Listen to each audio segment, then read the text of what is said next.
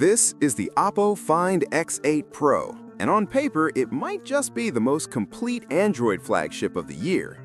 Insane camera hardware, top-tier performance, premium design. But here's the thing, after using it for a week straight, there's something about it that surprised me, and it's not what Oppo's marketing is shouting about. So the real question is this actually worth your hard-earned cash in 2026? Let's talk about it. Oppo Find X8 Pro Product Overview. So what exactly are we looking at? The Oppo Find X8 Pro is Oppo's latest ultra-premium flagship, launched in late 2026 and now rolling into global markets.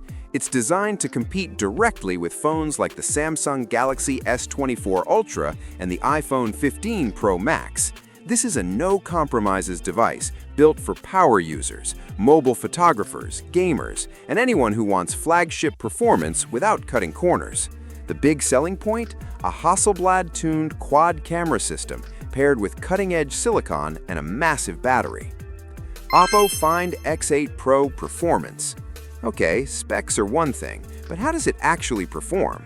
The Find X8 Pro runs on the MediaTek Dimensity flagship chip, and here's the surprise, it's ridiculously smooth.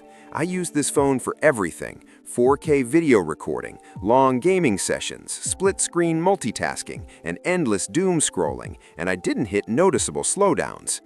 Apps open instantly, switching between them feels effortless, and that 120Hz display, scrolling through Instagram or Reddit feels buttery smooth.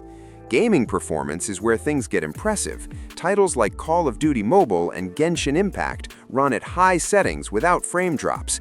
It does warm up during extended sessions, but not in a way that feels concerning. Compared to competitors, it genuinely holds its own, even against Snapdragon-powered flagships. For most people, this is overkill power in the best way possible. Features and tech. Let's talk standout features. First, the 120Hz LTPO AMOLED display. It's bright, vibrant, and adaptive, meaning it scales refresh rate to save battery. Translation: smooth scrolling without draining power unnecessarily.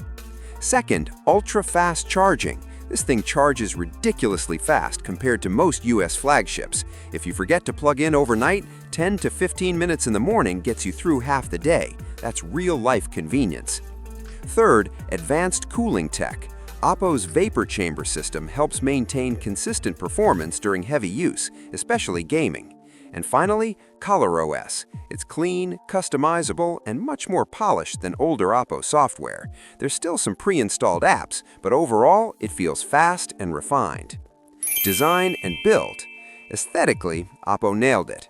The Find X8 Pro feels premium from the second you pick it up. The curved edges blend smoothly into the frame, and the matte glass back resists fingerprints better than glossy finishes.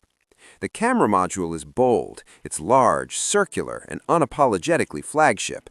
Some people will love it, others might think it's a bit much. In hand, it feels solid but balanced. It's not the lightest phone out there, but it doesn't feel brick-like either. Battery life. Quietly excellent. With its large battery, I consistently ended full days with 20 to 30% left, even with heavy use. That includes camera testing, gaming, and lots of screen time. And again, the fast charging is a game changer. While some competitors in the US still stick to slower charging speeds, this phone refuels quickly.